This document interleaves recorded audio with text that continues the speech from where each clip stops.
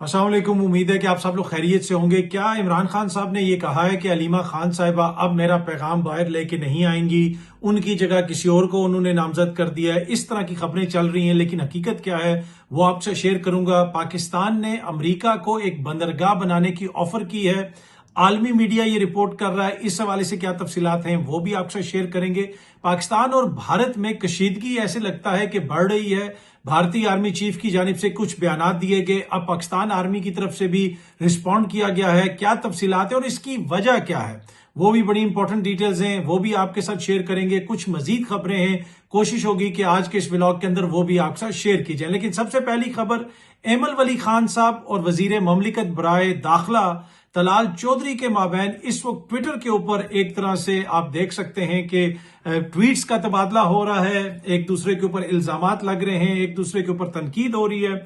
Emil वली खान साहब ने कुछ बातें लिखी हुई थी, उन्होंने कुछ बातें कही, उसके ऊपर तलाल चौधरी साहब ने आके ट्वीट किया और तलाल चौधरी साहब ने वहां पे आके अपना जो उनका असूली मौकिफ है एक तरह से कहा कि जी मैं अपना असूली मौकिफ यहां पे दोहरा रहा हूं। मैं थोड़ी सी आपको ट्वीट पढ़ के सुनाता हूं तलाल चौधरी साहब की, ताकि आपको पता चल सके कि उन्होंने क्या लिखा हुआ है।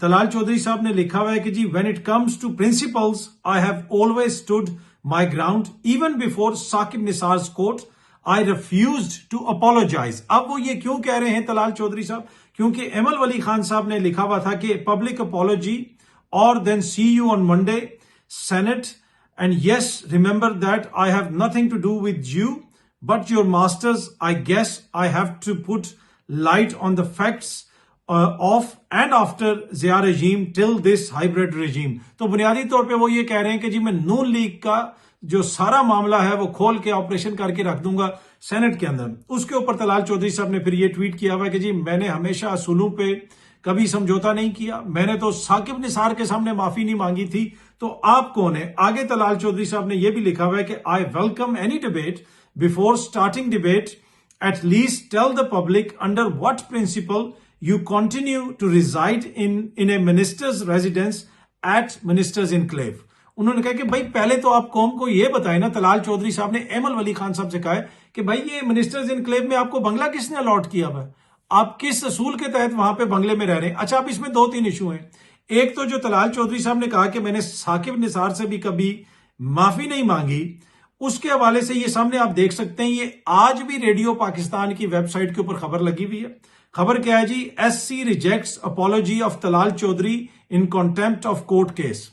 तो रेडियो पाकिस्तान जो हुकूमत पाकिस्तान का रेडियो है उस पर आज भी ये खबर लगी हुई है कि तलाल चौधरी ने माफी मांगी, लेकिन सुप्रीम कोर्ट ने आगे से उसको मुस्तरद कर दिया। तो वो ये कह रहे हैं कि जी उन्होंने कभी माफी नहीं मांगी, लेकिन मुख्तलिफ जगहों पे ये मीडिया पे रिपोर्ट हुआ है। ARY भी रिपोर्ट कर रहा है कि top court rejects apology of Talal Chaudhary in contempt of court case.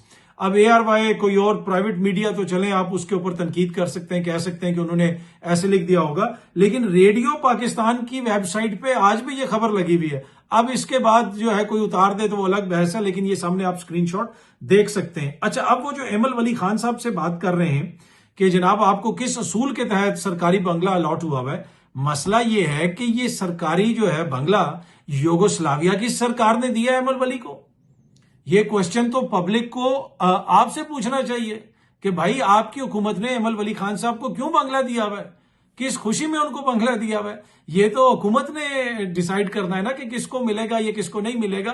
तो ये क्वेश्चन एमल वली साहब से तो बनता है, लेकिन एट द सेम टाइम हुकूमत से भी बनता है कि भाई आपने उनको बंगला दिया हुआ क्यों है। तो ये आप देखते हैं जनाब कि पहले कौन आंसर करता है, हुकूमत बताती है कि हमने क्यों बंगला दिया हुआ है, या एमल वली खान साहब बताते हैं कि उन्होंने क्यों बंगला लिया हुआ है। अच्छा, एमल वली खान साहब ने कहा कि जी फेडरल जो गवर्नमेंट है उन्होंने मेरी और मेरे खानदान की तमाम सिक्योरिटी वापस ले ली है। अगर कुछ भी मुझे होता है या मेरे खानदान को होता है तो इनकी रिस्पॉन्सिबिलिटी होगी। और उन्होंने ये भी कहा कि जी मैं पब्लिक के लिए, आवाम के लिए आवाज उठाता रहूंगा और मेरे अफजाती जो मुहाफिज हैं वो मेरी हिफाजत करेंगे। तो वो ये इल्जाम लगा रहे हैं कि तलाल चौधरी के साथ जो उनका ये स्पैट चल रहा है, ट्विटर स्पैट, उसकी वजह से उनकी सिक्योरिटी ले ली गई है। खैबर पख्तूनख्वा की हुकूमत के जराये बताते हैं कि खैबर पख्तूनख्वा की पुलिस की जो लोकल डिस्ट्रिक्ट की पुलिस है वो एमल वली खान साहब को सिक्योरिटी फराहम करती है, लेकिन अगर उनको मजीद सिक्योरिटी की जरूरत हुई तो वो भी उनको प्रोवाइड की जाएगी। खैबर पख्तूनख्वा की सोर्सेज ये बता रही हैं। वैसे तमाम जो पॉलिटिकल लीडर्स हैं उनकी सिक्योरिटी बड़ी इंपॉर्टेंट है, और खुसूसन जिस किस्म के हालात से हम गुजर रहे हैं इस वक्त मुल्क से, और माजी में भी एएनपी को टारगेट किया गया। एमल वली खान साहब एक इंपॉर्टेंट जमात के रहनुमा हैं, बाचा खान के वो खानदान से हैं। बाचा खान एक बहुत बड़े लीडर थे। अब बहुत सारे लोग पाकिस्तान में बाचा खान को इतना नहीं जानते। बचपन से बाचा खान के हवाले से हमें भी बहुत सारा नेगेटिव प्रोपेगेंडा पढ़ाया गया कि जी वो ये थे तो वो थे, लेकिन बाचा खान साहब को खैबर पख्तूनख्वा का गांधी कहा जाता था। अदम तशद्दुद की वो बात करते थे और एक बड़ी रहनुमा थे। अब उनके नजरियात हो सकता है उससे मुझे इख्तलाफ हो, आपको इख्तलाफ हो, तो यही तो हुस्न होता है कि हर किसी का अपना नजरिया होता है, अपनी सोच होती है। एक दूसरे को हम कायल तो अगर ना कर सकें तो कम से कम एक दूसरे को हमें बर्दाश्त तो करना चाहिए। एनीवे, एमल वली खान साहब की जो सिक्योरिटी ली गई है, खैबर पख्तूनख्वा हुकूमत के जराये ये बता रहे हैं कि regardless of political affiliation Emil वली को अगर जरूरत पड़ी तो उनको सिक्योरिटी फराहम की जाएगी। अच्छा जी, खबर ये आ रही है कि जी अलीमा खान साहिबा को इमरान खान साहब ने कहा है कि भाई आपको मैं अपनी तर्जुमानी से हटा दूंगा क्योंकि आपके अली अमीन गंडापुर साहब के साथ कोई मसाइल वगैरह चल रहे हैं, इस किस्म की बात हो रही है। भाई खान साहब ने ना अलीमा खान साहबा को उतारा है, अलीमा खान साहबा ही खान साहब का पैगाम लेके बाहर आएंगी, और इसके लिए किसी से उनको खान साहब को इजाजत लेने की जरूरत नहीं है, ना ही अलीमा खान साहबा को कुछ साबित करने की जरूरत है। अब आप देख लें कि जब से ये सारा मामला शुरू हुआ है, अगर वहां पे कोई रोज पहुंचता है तो वो खान साहब की बहनें हैं, और आप देख लें कि कोई भी ऐसा दिन नहीं होता इंपॉर्टेंट जिस दिन उनकी बहनें वहां से मिसिंग हो। तो अलीमा खान जिस तरह अपने भाई के साथ खड़ी हुई है, यही वजह है कि आज पाकिस्तान की दूसरी सबसे मकबूल लीडर अलीमा खान है। मुझे ये रिपीट करने दें, मैं आपको दोबारा ये रिपीट करके कहता हूं कि आज पाकिस्तान की दूसरी सबसे मकबूल लीडर अलीमा खान है। पहला मकबूल लीडर कौन है वो सबको पता है, मुझे बताने की जरूरत नहीं है, लेकिन इस वक्त पाकिस्तान के अंदर अगर कोई दूसरी सबसे मकबूल लीडर है वो अलीमा खान है। किस वजह से है वो भी मुझे ज्यादा डिटेल में जाने की जरूरत नहीं है। वो जिस तरीके से अपने भाई के साथ खड़ी हुई हैं और जिस तरीके से उन्होंने इस सारे अमल को ग्रेसफुली जो है इसके अंदर उन्होंने अपना कंडक्ट किया है, और जिस तरीके से उन्होंने सारी चीजों को लेके चली हैं, तो उन्होंने अपनी ये जगह बनाई है अवाम के दिलों में। आज अवाम जो है वो अलीमा खान से जुड़ी हुई है। तहरीक इंसाफ की जो दीगर क्यादत है वो काबिल एहतराम है, उन्होंने सब ने कुर्बानियां दी हैं, वो सब मुश्किल हालात से गुजर रहे हैं, लेकिन जो जगह अलीमा खान साहिबा ने अवाम के दिल में बनाई है, मेरे ख्याल में वो कोई और लीडर बनाने में कामयाब नहीं हुआ। और वो इस वजह से नहीं हुआ, अगर वो भी हर मंगल और हर जुमेरात को वहां पे आके खड़ा होता जहां पे रोज इमरान खान की बहनें आके खड़ी होती हैं, जहां पे रोज अलीमा खान आके खड़ी होती है, तो शायद वो भी इतने ही मकबूल होते। अच्छा जी, पाकिस्तान का जो टेक्सटाइल सेक्टर है उसके हवाले से खबर आ रही है कि जो एक्सपोर्ट में क्राइसिस आ सकता है। ये सामने आप देख सकते हैं, मीडिया भी इसको रिपोर्ट कर रहा है, siyaset.pk ने इसको भी रिपोर्ट किया है कि पाकिस्तान के सबसे बड़े बरामदी टेक्सटाइल सेक्टर को शदीद बुरान का सामना। सितंबर में एक्सपोर्ट्स में 11% कमी। गुल अहमद टेक्सटाइल मिल्स ने हाल ही में अपनी बरामदी जो उनका जो था डिपार्टमेंट था उसको बंद करने का ऐलान किया था। एक्सप्रेस ट्रिब्यून इसको रिपोर्ट कर रहा है।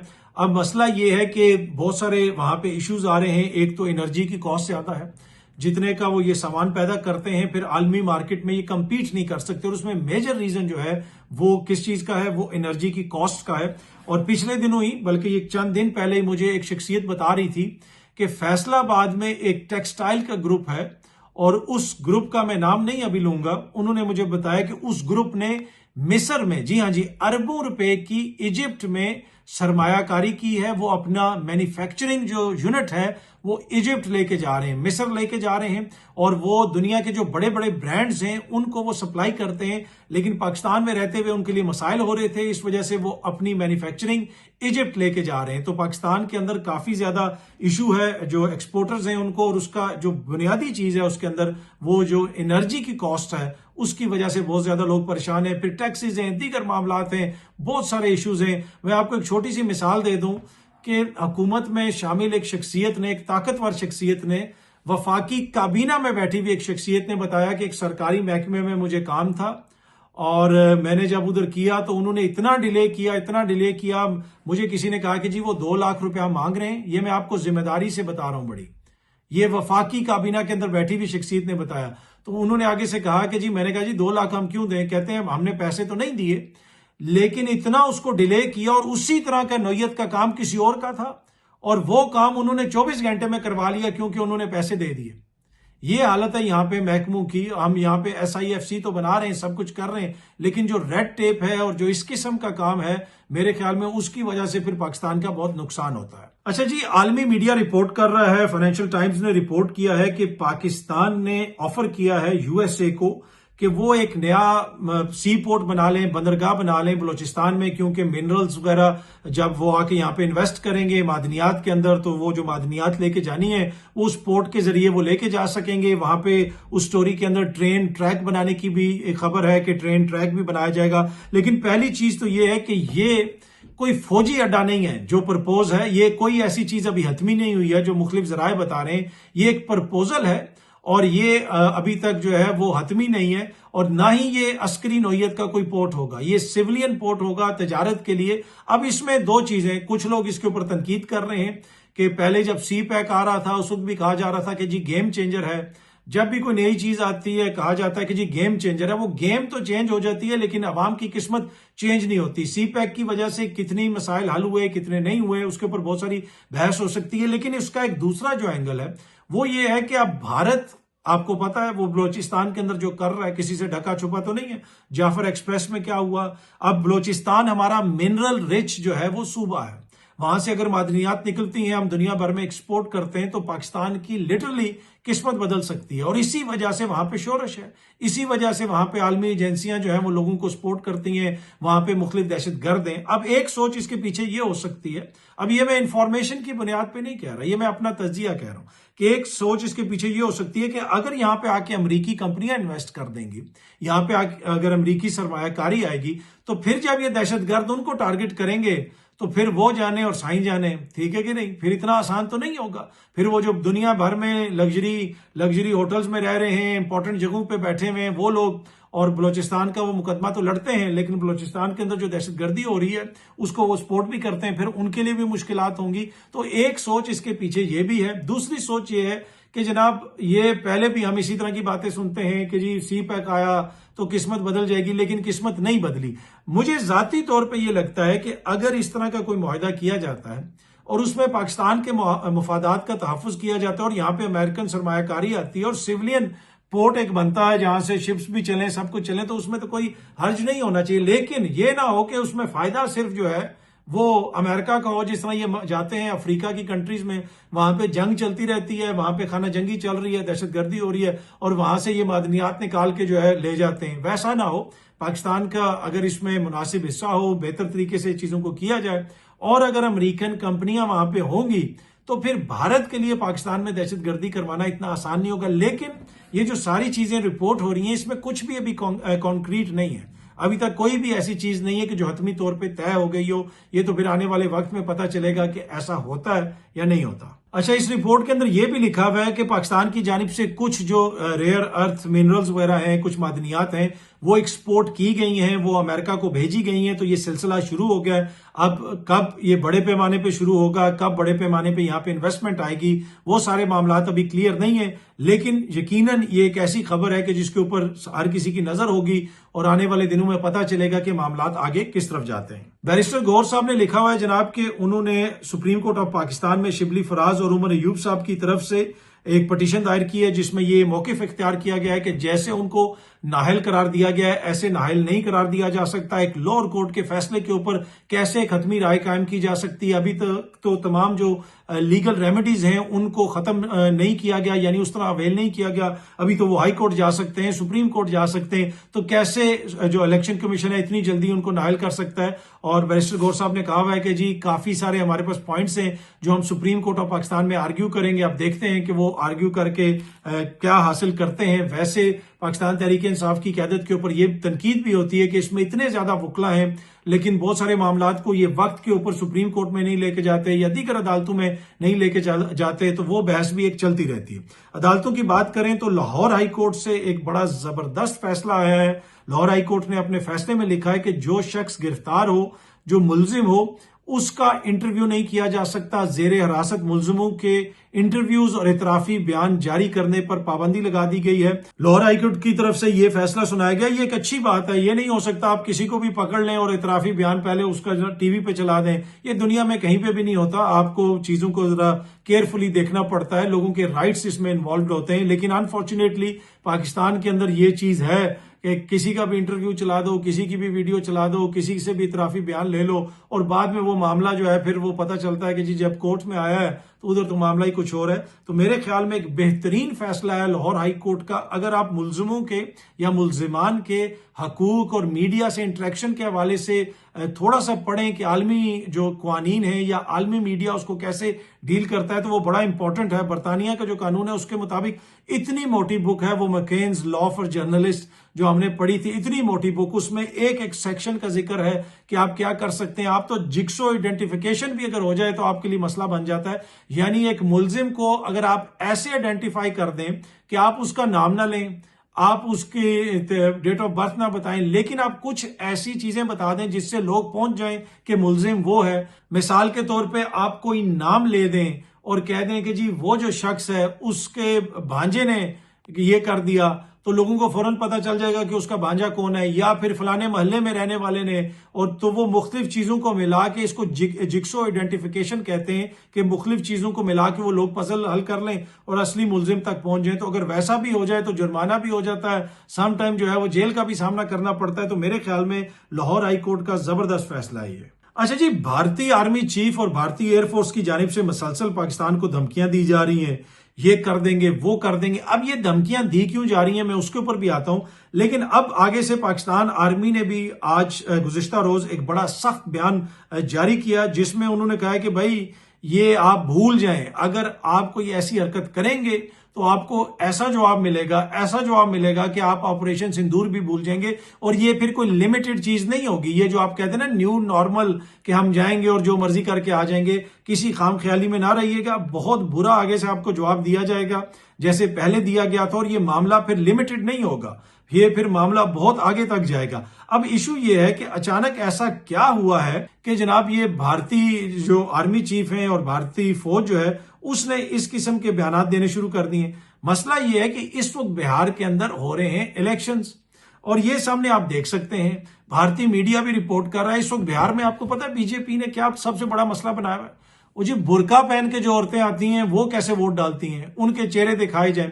اب وہ کتنی بڑی ان کی تعداد ہے, کوئی اتنی بڑی تعداد تو نہیں ہے, لیکن اس کے باوجود اس کو ایشو بنایا گیا. کچھ بھی ہو, مسلمانوں کے خلاف انہوں نے کام کرنا ہے, مسلمانوں کے خلاف انہوں نے بات کرنی ہے اور اس مسئلے کو اجاگر کرنا ہے, اس لیے کہ ان کی جو سپورٹ بیس ہے وہ اینٹی پاکستان ہے, اینٹی مسلمان ہے. تو یہ اگین ادھر بھی اسی قسم کی حرکت کر رہے ہیں. اچانک انہوں نے برقعے کو مدعا بنا دیا ہے وہاں پہ, اور اسی وجہ سے جو ان کا آرمی چیف اس قسم کی باتیں کر رہا ہے, ایئر فورس چیف اس قسم کی باتیں کر رہا ہے کہ جناب ہم یہ کر دیں گے, ہم وہ کر دیں گے, اس کی بھی بنیادی وجہ یہی ہے جو بہار کے اندر الیکشنز ہو رہے ہیں. اس سے پہلے یہ مودی جی کے لیے ایک ماحول بنانا چاہتے ہیں. پہلے بھی انہوں نے مودی کے لیے ماحول بنانے کے لیے پاکستان میں میزائل حملے کیے تھے, آگے پاکستان میں لوگوں کو ٹارگٹ کیا تھا, لیکن آگے سے پھر ادھر جوانوں نے جو ماحول بنا دیا ادھر سارا ماحول خراب ہو گیا.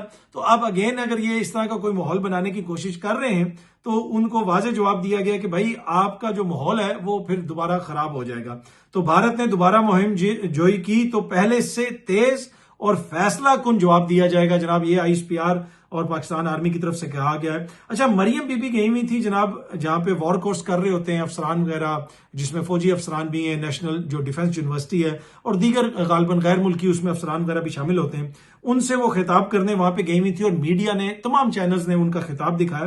لیکن کل بتایا جا رہا ہے کہ ایک روز پہلے جو ہے وہ علی امین گنڈا پور صاحب نے بھی وہاں پہ خطاب کیا تھا, لیکن اس کو میڈیا نے اس طرح نہیں دکھایا. اینی وے شاید مریم بی بی کا خطاب زیادہ بہتر ہو تو اس وجہ سے ان کو دکھایا گیا, لیکن علی امین صاحب کا خطاب اس طرح نہیں دکھایا گیا. اچھا جی, غزہ کے حوالے سے یہاں پہ فائر بندی اور جنگ بندی کی بات تو کر رہے ہیں ٹرمپ, لیکن کل رات کو بی بی سی رپورٹ کر رہا تھا کہ گزشتہ 24 گھنٹے کے دوران غزہ کے اندر 66 لوگوں کو مارا گیا ہے.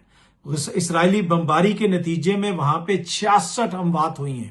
اس سے آپ اندازہ لگا سکتے ہیں کہ نیتن یاہو نے ابھی بھی کاروائی وہاں پہ جاری رکھی ہوئی ہے. عام سیولینز کو وہاں پہ ٹارگٹ کیا جا رہا ہے. ٹرمپ صاحب نے تو جنگ بندی کی بات کر دی، لیکن اسرائیل کیا جنگ بندی کرے گا؟ کل رات کی خبر، کل رات تک بی بی سی یہ رپورٹ کر رہا تھا کہ گزشتہ 24 گھنٹے کے دوران وہاں پہ 66 لوگوں کو ٹارگٹ کیا گیا ہے، 66 لوگوں کی وہاں پہ شہادتیں ہوئی ہیں، اموات ہوئی ہیں. اب اس میں آپ عالمی 2 نمبری بھی دیکھیں کہ جو ہی یوکرین کی جنگ شروع ہوئی، آپ نے دیکھا کہ رشیا نے حملہ کیا یوکرین کے اوپر. فوراً جو فٹ بال کی باڈی ہے انہوں نے رشیا کے اوپر پابندی لگا دی، کہا جی رشیا اولمپکس میں بھی نہیں جا سکتا، رشیا جو ہے وہ یورو ویژن میں بھی نہیں جا سکتا، رشیا جو ہے وہ فٹ بال بھی نہیں کھیل سکتا، اور گلوبل جو سپورٹس ہیں اس کے اندر بھی وہ کمپیٹ نہیں کر سکتا. لیکن جو اب ہو رہا ہے، جو اسرائیل کر رہا ہے غزہ میں، اس میں جو 2026 کا ورلڈ کپ ہے اس میں جناب ابھی تک ان کو نہیں روکا گیا، ابھی تک یہ نہیں کہا گیا، اس لیے کہ بہت زیادہ پریشر ہے. لیکن اس کے حوالے سے خبر یہ ہے کہ امریکہ نے فیفا کے اوپر بہت زیادہ دباؤ ڈالا ہے کہ کسی بھی صورت میں آپ نے اسرائیل کے اوپر پابندی نہیں لگانی. تو یہ جو ڈبل سٹینڈرڈز ہیں یہ بار بار آپ کو نظر آتے ہیں. آخر میں ایک اچھی خبر جناب، پی آئی اے کی ڈائریکٹ پرواز شروع ہونے والی ہے اکتوبر کے مہینے میں ہی، اسی مہینے میں ہی اسلام آباد سے مانچسٹر نان سٹاپ پی آئی اے کی فلائٹ ہوگی. یہ میڈیا رپورٹ کر رہا ہے، بڑی اچھی بات ہے. پاکستانی بہت سارے سفر کرتے ہیں اس روٹ کے اوپر، اور لاکھوں پاکستانی برطانیہ میں رہتے ہیں، لاکھوں پاکستانی پاکستان سے سفر کرتے ہیں. تو اگر پی آئی اے اس روٹ پہ چلے گا تو ایک تو یہ پروفیٹیبل روٹ بھی ہے، اور دوسرا ہمارا قومی ایئر لائن ہے. اگر ہم نے پیسہ دینا ہی ہے تو اپنی قومی ایئر لائن کو دیں. لیکن ایٹ دا سیم ٹائم یہ بات صرف حب الوطنی سے حل نہیں ہوتی، پی آئی اے کو اچھی سروس بھی دینی پڑے گی اور اچھے طریقے سے معاملات کو چلانا بھی پڑے گا. یہ نہ ہو کہ آئے روز ڈیلے ہو رہے ہوں. میں آپ کو اپنا ذاتی ایکسپیرینس بتاتا ہوں، ذاتی ایکسپیرینس.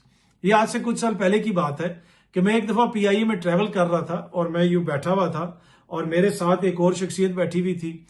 تو وہاں سے ایئر ہوسٹس آئی اور اس نے، جو میرے ساتھ شخصیت بیٹھی ہوئی تھی، انہوں نے کہا کہ مجھے سردی لگ رہی ہے، مجھے کمبل دے دیں. تو اب آئل کے اس طرف جو سیٹ تھی، وہ بندہ بیچارہ اٹھ کے ٹوائلٹ گیا ہوا تھا کہ کدھر گیا ہوا تھا، ایئر ہوسٹس نے اس کا کمبل اٹھایا اور ان کو دے دیا. یہ میں آپ کو بڑی ذمہ داری سے بتا رہا ہوں. ایسے سروس ڈاؤن ہوئی. جب تک مشرف صاحب کا دور تھا، جب بھی ہم ٹریول کرتے تھے، تب تک پی آئی اے کی ہم دیکھتے تھے کہ سروس بہتر تھی. پھر آگے جوں جمہوریت اس میں گھستی گئی، پی آئی اے کا ایسا بیڑا غرق ہوا کہ آپ سوچ نہیں سکتے. اور پھر حالت یہاں تک پہنچ گئی کہ پی آئی اے کے اوپر پابندی لگ گئی. تو آپ کو دیکھنا پڑے گا کہ آپ سروس کیسی پرووائڈ کرتے ہیں. سروس اچھی پرووائڈ کریں گے تو آپ کمپیٹ کریں گے. صرف اس چیز کے اوپر نہ کریں کہ جی لوگوں کی مجبوری ہے، لوگوں نے تو سفر کرنا ہی ہے. وائی ناٹ ایک اچھی سروس پرووائڈ کی جائے، اس کی وجہ سے جو دیگر آپ کا کسٹمر ہے، جو عالمی کسٹمر ہے، وہ بھی اس کی طرف اٹریکٹ ہوگا. پر اینی وے مبارک ہو پی آئی اے کو. ایک اچھی خبر ہے پاکستانیوں کے لیے بھی کہ اب پی آئی اے کی ڈائریکٹ فلائٹ برطانیہ کے لیے شروع ہو رہی ہے. بہت جلدی آپ سب دوستوں سے دوبارہ ملاقات ہوگی. Thank you very much.